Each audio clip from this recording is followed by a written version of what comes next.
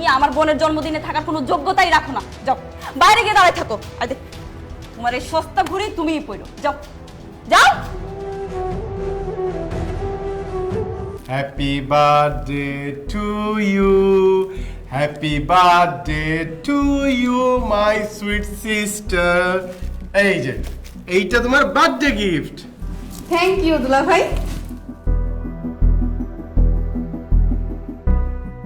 Friends, তোমরা সবাই এদিকে আসো। আমার বড় দুলা ভাই আমাকে একটা আইফোন 15 প্রো ম্যাক্স গিফট করছে, আর আমার মেজো দুলা ভাই এই যে একটা গিফট ধরিয়ে দিয়েছে, এটা আমি এখন সবার সামনে খুলবো এবং দেখাবো। চলো।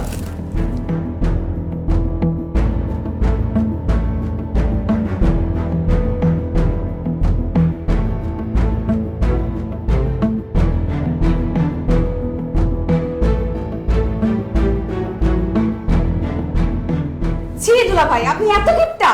বড় দুলা ভাই আমাকে একটা আইফোন 15 প্রো ম্যাক্স গিফট করছে, আর আপনি সামান্য একটা কম দামি ঘড়ি গিফট করছেন।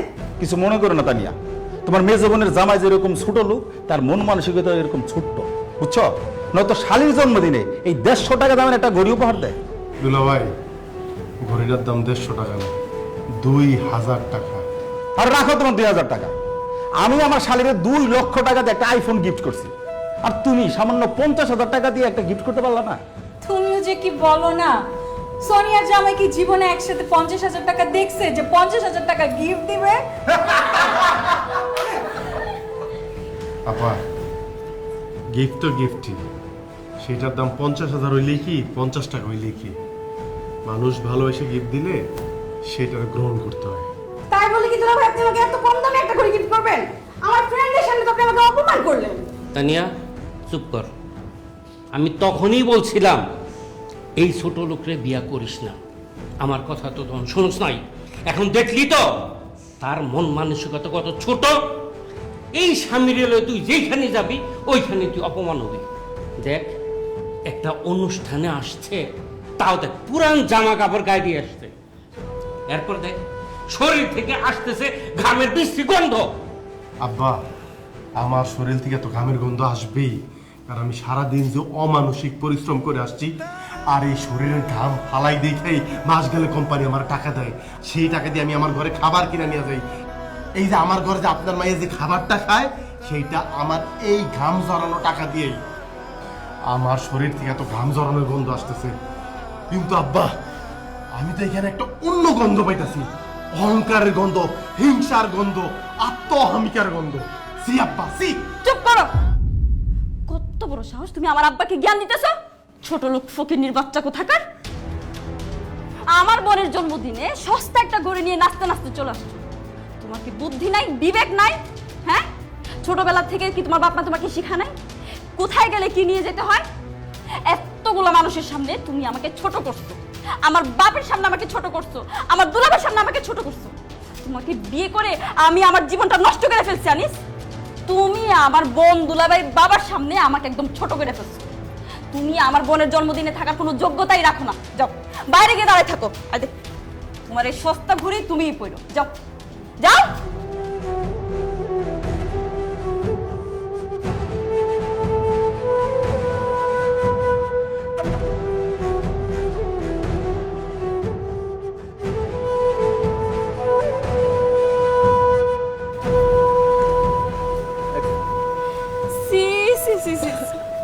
তুমি আজকে আমার যে লজ্জাটা দিছো না, আমার মন চাইতেছে গাড়ির নিচে গিয়ে আমি মইরা যাই।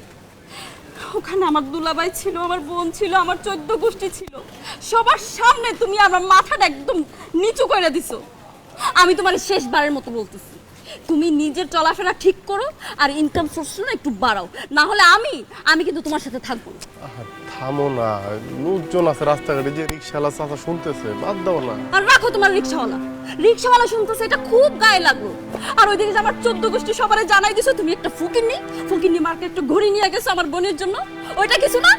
আচ্ছা ঠিক আছে, আমার ভুল হয়েছে, আমি মাপ চাই। আমার এই কম দামি গিফট নিয়ে যাওয়া ঠিক হয় নাই, ভবিষ্যতে আমি দামি গিফট নিয়ে যাবো। তুমি ভবিষ্যতে কি নিবে আমার জানা হয়ে গেছে। আমার দুলাভাইকে আমি কিভাবে মুখ দেখাবো?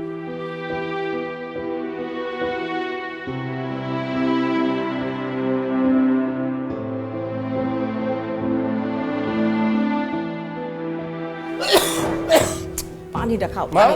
আব্বার কি হয়েছে? আরে সেই দুপুরবেলা থেকে শরীরটা খারাপ। এই তোর অফিস যাওয়ার সময় যে ওষুধ আনতে বলছিলাম আসোস, আর তোরে যে এতবার করে আমি ফোন করলাম, ফোন ধরস না কেন? হ্যাঁ কথা কস না কেন? ওষুধ আনছোস? না মা, আনতে পারি নাই। কি তুই ওষুধ আনস নাই? আরে ওই ওষুধ খাই নাই দেখে তো তোর বাপের শরীরটা খারাপ। ওষুধ আনস নাই কেন? মা ওষুধ কিনতে যে টাকাটা লাগবো ওই টাকাটা জোগাড় করতে পারি নাই। ওষুধ কেনার টাকা জোগাড় করা পারস নাই বুঝলাম, তা এতক্ষণ কই আসিলি? হ্যাঁ, জামাই বউ দুজনে এত রাতে কোথেকে আইলি? আব্বা ওই যে সোনিয়ার ছোট বোন আছে না তানিয়া, ওর জন্মদিন আছিল, ওইখানে গেছিলাম। শালির জন্মদিন পালন করবার গেছিলি? নিশ্চয় খালি হাতে যাস নাই, দামি উপহার নিয়ে তারপরে শালির জন্মদিন পালন করে আসলি। ভালো, বাপের ওষুধ কেনার টাকা তোর পকেটে থাকে না, শালির জন্মদিনের উপহার কেনার টাকা তোর পকেটে ঠিকই থাকে। বাবারে, বিয়া করছ, বউ পাইছ, শ্বশুর পাইছ, শাশুড়ি পাইছ, আমাকে দিয়ে আর কি দরকার? হ্যাঁ, বউ শ্বশুর শাশুড়ি সবই তোর আপন, আমরাই তোর পর। না আব্বা, না আব্বা, না আব্বা, এই কথা কইও না। এই কথা কইলে আমার কষ্টের আর সীমা থাকবো না আব্বা। এই দুনিয়ায় তো তোমরাই আমার সবচেয়ে আপনজন। আমি তানিয়ার লেগে একটা ঘড়ি কিনা নিয়ে গেছিলাম, ছোট মানুষ তো খালি হাতে গেলে কষ্ট পাইতো। শালির কষ্টটা দেখলি, অথচ বাপ ওষুধ না খায় যে কষ্ট পাইতাছে, এটা তো চোখে পড়লো না? আনিসের বাপ, তুমি ঠিকই বলছো, আমাগো আনিস আর আমাগো নাই, পর হয়ে গেছে। এই যে বউ এই বাড়িতে আসনের পর থেকে আমার পোলাডারে জাদুটা না কইরা আমাদের কাছ থেকে আলাদা করে ফেলছে। খবরদার, একদম ফালতু কথা বলবেন না। আপনার ছেলে কি লাখ লাখ কোটি কোটি টাকা ইনকাম করে যে তার টাকার লোভে তাকে আমি জাদু মন্ত্র করে একদম আলাদা করে ফেলবো? আপনার ছেলে আপনাদেরকে ওষুধ কিনে দিতে পারতেছে না, সেই দোষ আপনারা আমার ঘাড়ে কেন চাপাইতেছেন? আপনার পোলা আপনার ওষুধ কিনা দিতে পারে না, সেই সমস্ত দোষ আপনারা আমার ঘাড়ে কেন চাপাইতেছেন? নাকি আমার ঘাড়ে দোষ না চাপাইলে আপনাদের পেটের ভাত হজম হয় না? মুখ সামলাইয়া কথা কবা বৌমা। তুমি বাসার থেকে দেখে গেছো না তোমার শ্বশুর অসুস্থ? তুমি তো ভালো করেই জানো আমার পোলার হাতে কোনো টাকা পয়সা নেই, তারপরেও আমার পোলারা দিয়ে দামি উপহার কিনায়া কেন তোমার বোনের জন্মদিনে নিয়ে গেছো? উপহার, গিফট? আপনার ছেলে একটা কম দামি ঘড়ি নিয়ে গেছে আমার বোনের জন্য, আর সেই ঘড়ি আমাদের বাসার কাজে বুয়ারাও পড়ে। কাজের মাইয়া না পড়লেও তোমার বইনে ঠিকই করবো। তোমার বাপ মা ভাই বোন সব হইতেছে লোভী, আর আমার পোলার পকেটে থেকে টাকা পয়সা নিয়ে তুই সবসময় চিন্তা করো তোমার বাপ মা ভাই বোনটা কি কিনে দিবে, সেই ধান্দাই তোমার মধ্যে থাকে। খবরদার, আমার বাপ মার নিয়ে একদম ফালতু কথা কইবেন না। আমার বাপ মা লুবি না, লুবি হচ্ছেন আপনারা দুইজন। কি কইলা? আমাকে লোভী কইলা? হানিস, তোর সামনে তোর বউ আমাকে এত বড় কথা কইলো, আমাকে লোভী কইলো, তুই কোনো কথা কইলি না? তোর বউরে তুই এত ভয় পাস? সি সি সি বাবা, সি, তুই যে আমার পোলা, এই কথা ভাবতেই আমার লজ্জা লাগতেছে। আমার নিজের তো একটা মেয়ে আছে, তাই না? সেও তো কষ্ট করে সংসার করতেছে, কোনোদিন কোনো কিছু নিয়ে বোনরে তুই দেখতে গেছস? হ্যাঁ, আর শালির জন্য ঠিকই তুই দামি ঘড়ি কিনা জন্মদিন পালন করতে গেছস। আমরা সহ্য করলে কিন্তু আল্লাহ সহ্য করবো না বাবা, এইটা আমি কইলাম। মা মা আর কইও না, আর কইও না মা। আমি আমি আমি- আমিও তো একটা মানুষ মা। আমি না মা, আর পারতাছি না মা। তো আমি কালকে সকালে আব্বার ওষুধ যেমনে পারি আমি আইনা দিব মা। মা আশা তোমার মাইয়া, আশা আমার কেউ না মা, আশা তো আমার বোন।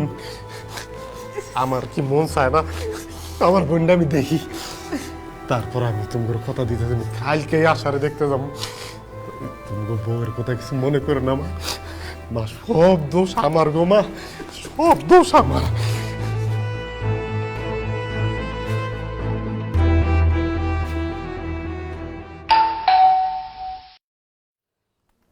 এই অসময় আবার কে আইলো? একটু পান খাইতে বলে শান্তি নাই। হ্যাঁ, এটা আল্লাহ।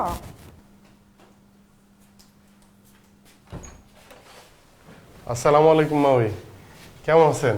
ওয়ালাইকুম সালাম, ভালো আছি। যাও বসো।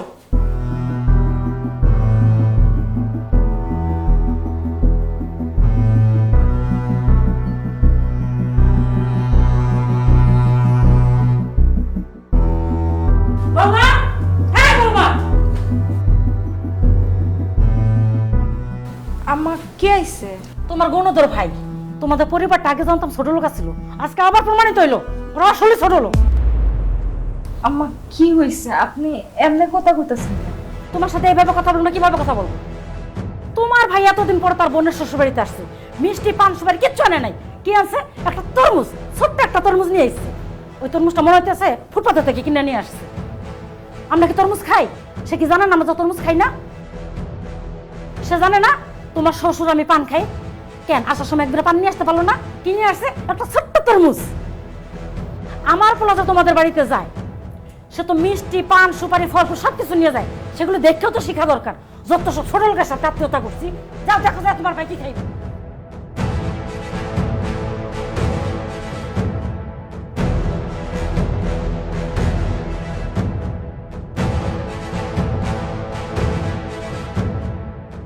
কি রে আশা, বোন কেমন আছিস তুই? এই কয়দিন ভালোই আছিলাম, কিন্তু তুমি এখন বাড়িতে আইছো, এখন থেকে আমার অশান্তি আবার শুরু হয়ে যাবে। আমি আর সাথে কোনো সমস্যা হইল? সমস্যা হইছে মানে? তুমি কি জানো না যে আমার শ্বশুর শাশুড়ি পান খায়? তুমি তো পারতা তাদের জন্য এক বিড়া পান নিয়ে আসতে, কিন্তু তুমি কি নিয়ে আসছো? একটা তরমুজ। এই তরমুজ কে খাইবো? আমাগো ফ্রিজে তরমুজ পচতাছে। আরে আমি তো আর জানতাম না, তাছাড়া পান সুপারি জানবো, আমার কাছে টাকা ছিল না। পান সুপারির কথা মনও অবশ্য ছিল না। বোনের শ্বশুর বাড়িতে আসার সময় তোমার কোনো কিছুই মনে থাকে না, কিন্তু তুমি যখন নিজের শ্বশুর বাড়িতে যাও তখন তোমার সবকিছুই ঠিক মনে থাকে। তুমি যে পান সুপারি নিয়ে আসো নাই, একটা তরমুজ নিয়ে আসছো। তুমি কি জানো আমার শ্বশুর শাশুড়ি উঠতে বসতে আর সারাক্ষণ আমার কথা শোনাইবো? এমনিতেই আমি বাপের বাড়ি থেকে কোনো কিছু আনতে পারিনি, তার জন্য আমার শ্বশুর শাশুড়ি সারাক্ষণ আমার সাথে বকবক করতেই থাকে। তুমি কেন এই একটা তরমুজ নিয়ে আমরা দেখতে আইছো?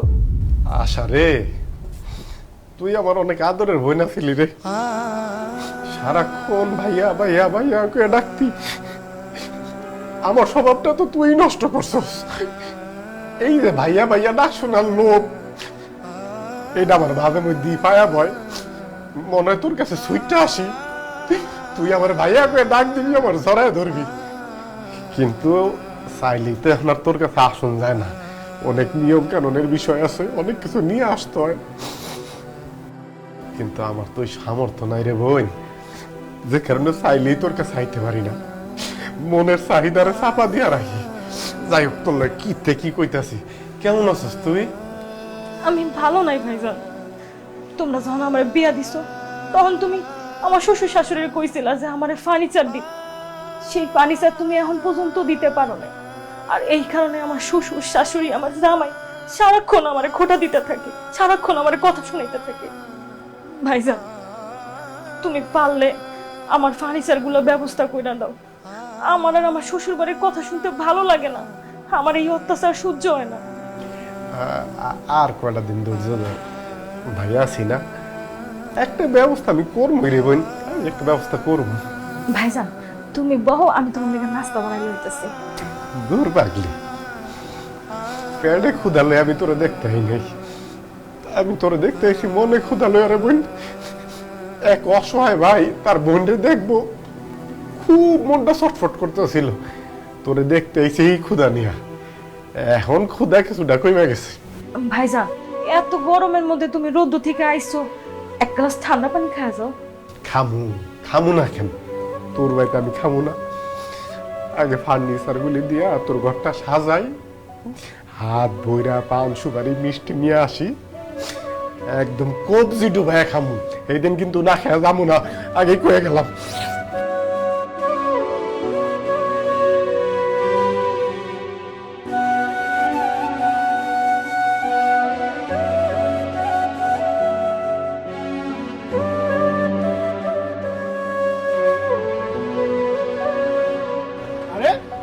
আমি যদি ভুল না করে থাকি তাহলে তুই আনিস, তাই না? হ্যাঁ আমি তো আনিস, কিন্তু আপনাকে তো ঠিক চিনতে পারলাম না। আরে আমার চিনতে পারলি না মানে কেন? আমি তোর বন্ধু, তোর ক্লাসমেট ফারুক। আল্লাহ, কি পরিবর্তন তোর! কি সুন্দর সুন্দর জামা কাপড়, দামি দামি জামা কাপড়, গাড়ি কি তোর নাকি? আরে বাহ, কেমনে সম্ভব? সব টেকনিক, বুদ্ধি আর পরিশ্রমের ফসল, বুঝলি বন্ধু? তোর দোয়ায় তোর এই বন্ধু এখন ঢাকা শহরে অনেক বড় ব্যবসায়ী। এই যে দেখতেছস এই গাড়িটা, শুধু এই গাড়িটা না, ঢাকা শহরে আমার আরো 3টা গাড়ি আছে, 3টা ফ্ল্যাট আছে। আরে বেটা, গ্রামের বাড়িতে তো আমার ডুপ্লেক্স বাড়ি আছে। কি কস তুই ফারুক? আমার কাছে তো সবকিছু জাদুর মতো লাগতেছে। তুই তো অত ভালো ছাত্র ছিলি না, স্যার প্রতিদিন তোরে বকাঝকা করতো না ক্লাসে, তুই এত কিছু কেমনে করলি? কি ব্যবসা করস? খালি ভালো ছাত্র হইলে হয় না, মাথার মধ্যে গিলু থাকতে হয়। আমার মাথার মধ্যে সেটা আছে, এটা তোদের মানতে হবে। আর ব্যবসার কথা বললি তো, সে বিষয় নিয়ে না হয় আরেকদিন আলাপ করব। কিন্তু বন্ধু, তোর এই অবস্থা দেখে না আমার খুব কষ্ট লাগতেছে রে। কেন? আর কেন মানি, তুই তো আমাদের কলেজের সবথেকে বেস্ট স্টুডেন্ট ছিলি। সবাই কইতো তুই নাকি অনেক মেধাবী, জীবনে অনেক উন্নতি করবি। কিন্তু তোর দেখে তো মনে হইতাছে না তোর কোনো উন্নতি হয়েছে। আগেও গরিব ছিলি, এখন মনে হইতাছে আরো বেশি গরিব হইছস। এই ভর দুপুরে বউরে নিয়ে হাইটা যেতেছস, একটা রিক্সাও নিতে পারলি না। আর কি কম, জামা কাপড়ের যে অবস্থা, মনে হয় বউরও একটা জামা কাপড় দিতে পারস না। আচ্ছা যাই হোক, তুই এক কাজ করিস, আমার অফিসে আসিস, আমি তোর জামা কাপড় কিনা দিব না। আর শোন, তোর বউরও ভালো ভালো ড্রেস কিনা দিব, আসিস কিন্তু। না দরকার নেই, তোরে তো ভালো লাগতেছে, তুই অনেক ভালো আছস, আমরাও মাশাআল্লাহ আমগো জায়গায় ভালো আছি। কেমন যে ভালো আছস সেটা তো তোর দেখে আমি বুঝতেছি। কি সোনিয়া, কিছু যে বলতেছ না, আমারে চিনতে পারছো? হ্যাঁ, চিনতে পারছি। আগে তো প্রায় আমার বাসার সামনে এসে দাঁড়াই থাকতো। হ্যাঁ ঠিকই কইছো, আমি এক সময় তোমার পিছন পিছন ঘুরতাম। আমি খারাপ ছাত্র দেখা তুমি আমার বার্তাই দিতা না, আমি নাকি বখাটে। আনিস, মেধাবী ছাত্র দেখা তারে বিয়া করছো। এখন এই মেধাবী ছাত্রের বিয়া করে তুমি কি পাইছো? এই দুপুরবেলা রাস্তা দিয়ে হাঁটায় নিতাস। অথচ তুমি যদি আমারই বিয়া করতা, তাহলে কি করতা? তুমি রানী হয়ে থাকতা। এই যে এসি গাড়ি আছে না, এটা তো চলতে করতে পারো। অবশ্য কথায় আছে না, মানিকে মানিক চিনে, শুকনা কাঠির টুকরা কখনো মানিক চিনে না। ভাবছিলাম পোশাক আশাক দেখে তোর মধ্যে একটা পরিবর্তন হয়েছে। তোর বাহ্যিক পরিবর্তন হয়েছে ঠিকই, কিন্তু মন মানসিকতার পরিবর্তন হয় নাই। যা সাজ্জা, যা যা। আর শোন, তোদেরকে না এই রাস্তার মধ্যে হাঁটতে দেখে খুবই ভালো লাগতেছে।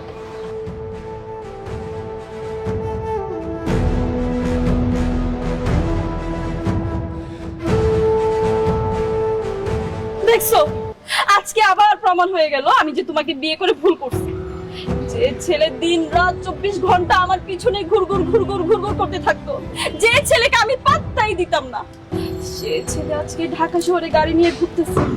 তারই তো টাকা পয়সা হয়ে গেছে, তার ঢাকা শহরে 3-3টা বাড়ি আছে।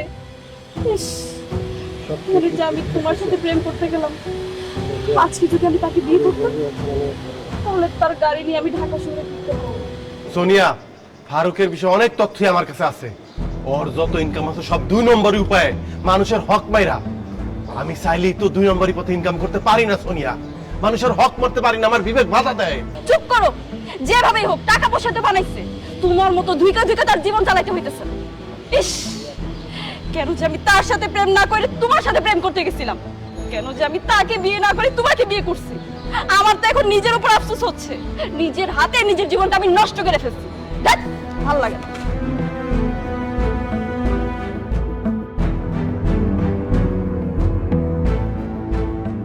May I coming sir? আরে আনোয়ার সাহেব, আসুন আসুন। কি ব্যাপার, আপনি এই মাছ মুরগি কলা এগুলো নিয়ে অফিসে কেন আসছেন? স্যার, একটু গ্রামের বাড়িতে গিয়েছিলাম, গিয়ে দেখলাম আমার মা মুরগি পালে। আপনি তো আবার দেশি মুরগি পছন্দ করেন, এই জন্য আপনার জন্য 2টা দেশি মুরগি নিয়ে এসেছি স্যার। আর এই যে মাছ স্যার, একদম আমাদের পুকুরের মাছ স্যার, ফরমালিন মুক্ত স্যার। তো চিন্তা করলাম আপনার জন্য ফ্রেশ ফরমালিন মুক্ত মাছ নিয়ে যাই স্যার। আর এই যে কলা, এই কলা গাছটা আমার আব্বা লাগাইছিল স্যার, আব্বা তো নাই। বাড়ি থেকে দেখলাম কলা হয়েছে, স্যারের জন্য 1 ফানা কলা নিয়ে আসলাম। একদম সবগুলো ফ্রেশ ফ্রেশ খাবার স্যার, ফরমালিন মুক্ত। আপনি আমার ব্যাপারে এত চিন্তা করেন দেখে খুব ভালো লাগলো। আপনি রাখুন রাখুন, এগুলো ফ্রেশ জিনিস তো, খেতে মজা লাগবে আর কি। রাখুন।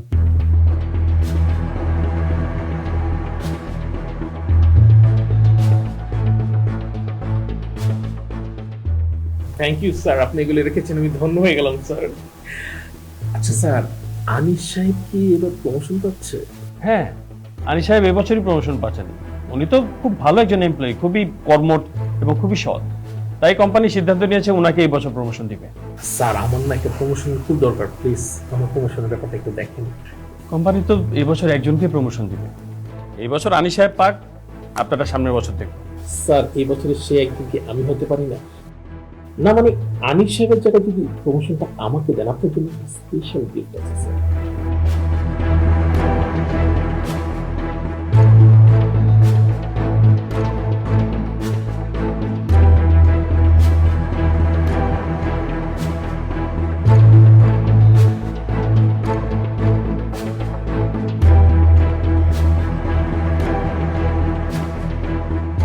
কারণ কোনো সমস্যা নেই, এই বছর আপনারই প্রমোশন হবে। আলী সাহেবের প্রমোশন নেক্সট ইয়ার দেখবো। স্যার আপনি শুধু আনিস সাহেবকে একটু ডেকে বলে দেন যে মানে প্রমোশনটা আমার হচ্ছে না। হ্যাঁ হ্যাঁ, আমি এখনই ডেকে বলে দিচ্ছি। আলী সাহেবকে পাঠাও।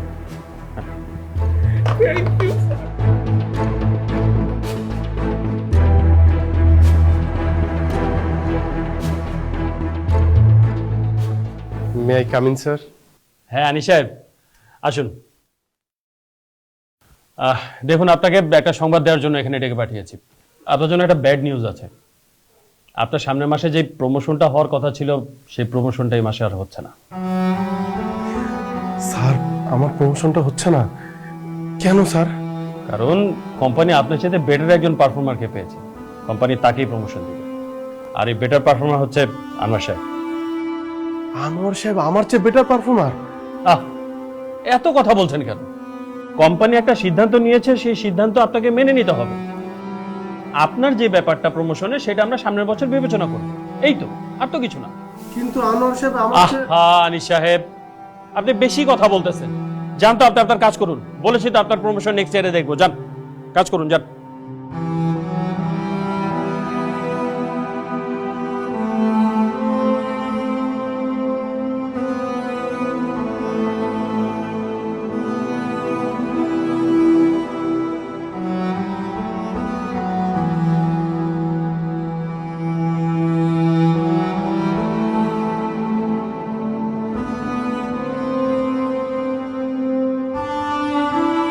শোনো না আনিস, আমার মোবাইলটা না নষ্ট হয়ে গেছে, চার্জ থাকে না, আর একটু পর পর হ্যাং হয়ে যায়। তুমি আমাকে একটা নতুন ফোন কিনে দিবা? এমনি আমি সংসার চালাতে হিমশিম খাইতেছি, তার মধ্যে তুমি চাইছো তো নতুন ফোন। আচ্ছা যাও, হাতে টাকা পয়সা আসলে তোমার আমি একটা টাচ মোবাইল কিনে দিব। কিসের টাচ মোবাইল? তুমি আমাকে আইফোন কিনে দিবা? তোমার কি মাথা ঠিক আছে? আইফোনের দাম জানো? একটা আইফোনের দাম 1.5-2 লাখ টাকা। তাতে কি হয়েছে? আমি তোমার বউ, তোমার বউকে তুমি 1.5-2 লাখ টাকার একটা আইফোন কিনে দিতে পারবা না? না পারি না, আমার সেই সামর্থ্য নাই। যাও সামনে থেকে যাও, খামাখা বিরক্ত করো না তো, যাও। আমি কোথাও যাব না। আমি কোনো কথা বললে তোমার কাছে এখন বিরক্ত লাগে। তুমি কি জানো, পাশের ভাবি, ওনার জামাই ওনাকে 5টা শাড়ি কিনে দিছে, এক একটা শাড়ির দাম 12,000 টাকা, সাথে একটা আইফোনও কিনে দিছে। ভাবির জামাই যদি ভাবির এত কিছু কিনে দিতে পারে, তুমি কি আমাকে সামান্য একটা আইফোন কিনে দিতে পারবে না? এক কথা বারবার বলবো, আমি দিতে পারবো না, কারণ আমার কাছে টাকা নাই। টাকা না থাকলে টাকা ম্যানেজ করো। এমনি তো বিয়ের পর থেকে কিন্তু আমি তোমার কাছে কিছুই চাই না। আগামী সপ্তাহের মধ্যে তুমি আমাকে একটা আইফোন দিবা। আমি আইফোন দিয়ে ছবি তুলে ফেসবুকে ছবি দিব, তারপর ভিডিও করে টিকটকে ভিডিও ছাড়বো। সোনিয়া, তুমি কি পাগল হয়ে গেছো? তুমি টিকটক করে ফেসবুকে ছাড়বে মানে? হ্যাঁ আমি পাগল হয়ে গেছি। আগামী 1 সপ্তাহের মধ্যে যদি তুই আমাকে আইফোন কিনে না দেস, পাগলামি কাকে বলে তুই দেখবি, ফকিন্নির বাচ্চা। এত বড় সাহস তোমার? তুমি আমারে বলো ফকিন্নির বাচ্চা? এই তুমি জানতা না আমি যে ফকিন্নির বাচ্চা? তাহলে ফকিন্নির বাচ্চার বিয়ে করছো কেন? তোমার যদি এত চাহিদা থাকে, তুমি সেটা আমার বিয়ের আগে বলতা, আমি অন্য সিদ্ধান্ত নিতাম। তোর এত বড় সাহস, তুই আমার গায়ে হাত তুলছস? আমি আজকে তোর সংসারের সবকিছু ভাঙিয়ে ফেলবো, সবকিছু ভাঙিয়ে। সোনিয়া, সোনিয়া, বাড়াবাড়ি হইতেছে কিন্তু, করে দিলাম। সোনিয়া, এই কি ব্যাপার বৌমা? এই তুমি কি শুরু করছো? বোমা, তুমি কি পাগল হয়ে গেছো নাকি? এই জিনিসপত্র ভাঙচুর করতেছো? এই জিনিসপত্র কি তোমার বাপের বাড়িতে আছে নাকি যে জিনিসপত্র ভাঙতেছো তুমি? আপনার ছেলের কত বড় সাহস, সে আমার গায়ে হাত তুলছে। আমার কোনো আবদার, আমার কোনো শখ আহ্লাদ, কোনো কিছু সে পূরণ করতে পারে না। এই ফকির, তুই আমার গায়ে হাত তুলছিস না? আমি এক্ষুনি আমার আব্বা আর আমার বড় বোনকে ফোন দিয়া খবর দিতেছি, তারা এসে তোর খবর কেটে ছেড়ে দিবে। যা, এক্ষুনি বিচার দে। আর ভয় পাই না, খুব ভয় দেখাইছস। ফাজিল কোথাকার। তোর আমি আগেই কইছিলাম, প্রেম প্রীতি করে বিয়ে শাদী করবার যাইস না। এখন ফলাফল পাইলি তো। এই বউ তোর সঙ্গে কি খারাপ ব্যবহার শুরু করছে, তোর মার সাথে আমার সাথে, আর তোর জিনিসপত্র ভাঙিয়ে চুরি কি করছে। এটা তো মেয়ে না, এটা তো কাল নাগিনি। তোর মায়ের আমার চোখ বুঝতে দে, ভালো করে বুঝবি। এই মেয়ে তোর পাগল বানায়া রাস্তায় রাস্তায় ঘুরাইবো, মনে রাখিস। আবার ভয় দেখাইছে যে ভাই বোনে ফোন দিব, বোনের জামাইরে ফোন দিব, আসুক দেখি কি করে। আর ভয় পাই না, অনেক সহ্য করছি, আর না।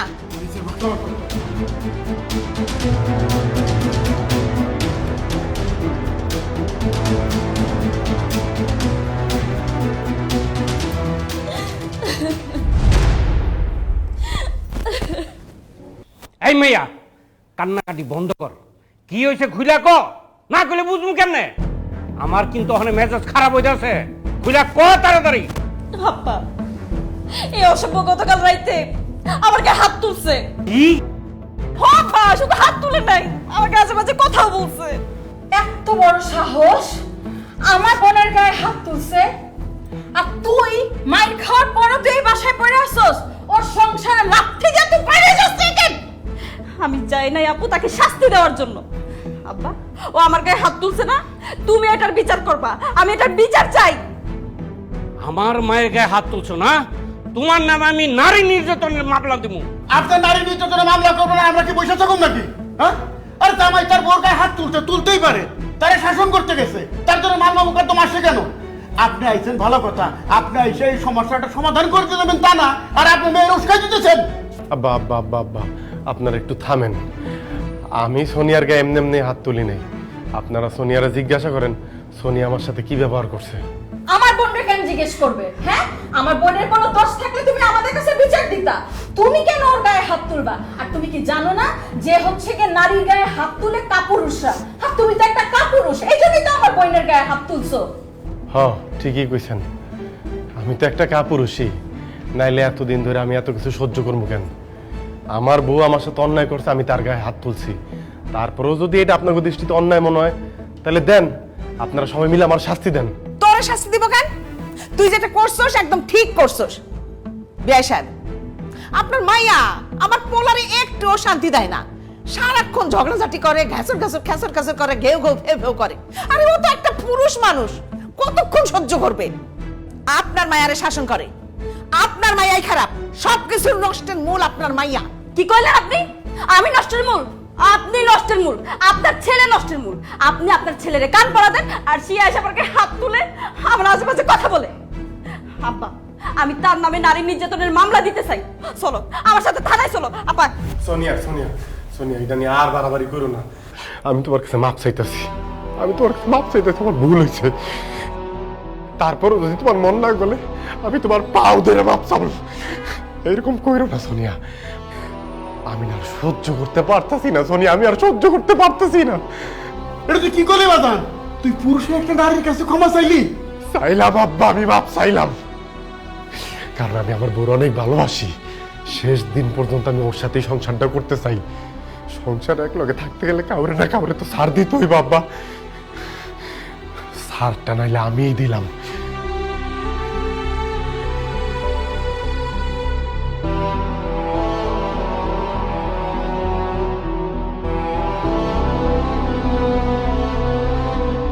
আনিস, এইভাবে আর কতদিন বলো?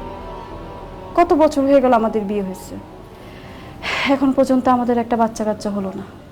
দিন দিন আমাদের বয়স বাড়তেছে না কমতেছে? কবে বাচ্চা নিবা তুমি? আমি বুড়ি হয়ে গেলে? আরে সংসারে যারা আছে তাগো চাহিদাই তো পূরণ করতে পারতেছি না ঠিক মতো। এর মধ্যে আরেকটা নতুন মেহমান আসলে তার চাহিদা পূরণ করতে পারবো? তার মানে কি তুমি কি কোনোদিনও বাচ্চা কাচ্চা নিবা না? বাচ্চা কাচ্চা নিব না এটা তো বলি নাই। প্রত্যেকটা পুরুষের জীবনেই স্বপ্ন থাকে বাপ ডাক শোনার। আমারও সেই তীব্র আকাঙ্ক্ষা আছে, কিন্তু আমার অর্থনৈতিক যে অবস্থা, এই মুহূর্তে যদি বাড়িতে নতুন মেহমান আসে, বাচ্চাটার তো সব চাহিদা আমি পূরণ করতে পারবো না। আমার অর্থনৈতিক অবস্থার একটু পরিবর্তন ঘটুক, ইনশাল্লাহ বাচ্চা কাচ্চা নিব। তুমি যে সৎভাবে চলো, সদা সত্য কথা বলো, এই যুগে এত সৎ থেকে নিজের অবস্থান জীবনও পরিবর্তন করতে পারবা না। শুনো, নিজের অবস্থান পরিবর্তন করার জন্য একটু অসৎ হও, একটু মিথ্যা কথা বলো, একটু চিটারি বাটপারি করো, তাইলে না তোমার অবস্থান পরিবর্তন হবে, তুমি অনেক বড় হতে পারবা। মানে বুঝো না? ওই যে পাশের বাসার ভাবি, সে আমাকে বলছে তার জামাই মাসে বেতন পায় মাত্র 25,000 টাকা, আর ঘুষ পায় 2 থেকে 3 লাখ টাকা। আমি বলি কি আনিস, তুমি ঘুষ নেওয়া শুরু করে দাও, তাইলে তোমার ইনকাম বাড়বে, আমাদের অবস্থানও পরিবর্তন হবে। সোনিয়া, তুমি আমাকে ঘুষ খাইতে বলতেছো? আমি খাবো ঘুষ? এত অবাক হওয়ার তো কিছু নাই। এই যুগে কেউ সাধু না, বুঝছো? সবাই 2 নাম্বারই কাজ করে বড় লোক হইতেছে। আর 25,000 টাকার বেতনের চাকরিতে তুমি তোমার অভাব অনটন জীবনও দূর করতে পারবে না। তোমার ইনকাম বাড়াইতে হবে, আর ইনকাম বাড়ানোর একটাই রাস্তা, তোমার ঘুষ খাইতে হবে। অসম্ভব সোনিয়া, অসম্ভব। পারতপক্ষে আমি কোনোদিন মিথ্যা কথা কই নাই, কারোর সাথে কোনো অন্যায় করি নাই, কারো হক মারি নাই, কোনোদিন একটা ঘুষের টাকা আমি হাত দেই নাই। তুমি কান খুইলা শুইনা রাখো, আমার পক্ষে ঘুষ খাওয়া সম্ভব না। আরে বাবা, তোমার ঘুষ খাওয়া লাগবে না তো। তুমি ওই ঘুষের টাকা আমার কাছে এনে দাও, আমি ওই টাকা খরচ করব, আমি আমার সকাল্লাত পূরণ করব। আমার যে দিন দিন বয়স বাড়তেছে সেই দিকে তোমার খেয়াল আছে? আমি কি আমার সকাল্লাত বুড়া বয়সে পূরণ করব? দেখো, আমি কিন্তু তোমাকে সাফ সাফ বলে দিতেছি আনিস, আমি যেভাবে বলতেছি সেভাবে করো, নাহলে তোমাকে আর তোমার সংসার ছাড়তে আমি দ্বিতীয়বার চিন্তা করব।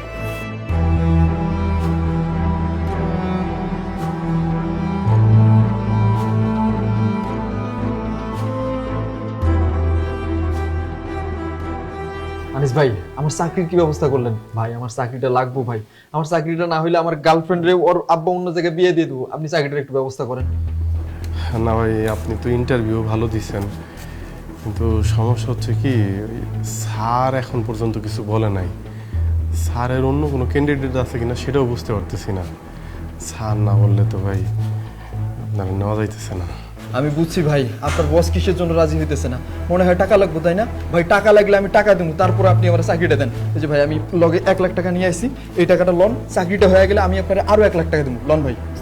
না, কি কোন ভাই, টাকা টুকা লাগবো না, চাকরি হইলে আপনার এমনি হইব, টাকা লাগবো না ভাই, আপনার টাকা নিয়ে যান। ভাই আমি তো আপনার ঘুষ দিতেছি না, আমি খুশি হয়ে দিতেছি, আপনি একটু চাকরির ব্যবস্থা করে দেন ভাই। নিজের অবস্থান পরিবর্তন করার জন্য একটু অসৎ হও, একটু মিথ্যা কথা বলো, একটু চিটারি বাটপারি করো, তাইলেই না তোমার অবস্থান পরিবর্তন হবে, তুমি অনেক বড় হতে পারবা। মানে? ওই যে পাশের বাসার ভাবি, সে আমাকে বলছে তার জামাই মাসে বেতন পায় মাত্র 25,000 টাকা, আর ঘুষ পায় 2 থেকে 3 লাখ টাকা।